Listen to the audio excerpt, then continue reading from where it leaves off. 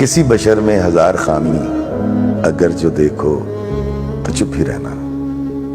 किसी बशर का जो राज पाओ या ऐब देखो तो चुप ही रहना। अगर मनादी को लोग आए तुम्हें कुरेदें तुम्हें मनाएं तुम्हारी हस्ती के गीत गाएं, तुम्हें कहें कि बशर में देखी बुराइयों को बयान कर दो तो चुप ही रहना। जवाब ये है, दलील ये है, ज़ईफ लम्हों की लग़ज़िशों को, हराम नातों की कुर्बतों को, हमारी सारी खबासतों को, हमारी सारी हिमाकतों को वो जानता है, वो देखता है, मगर वो चुप है।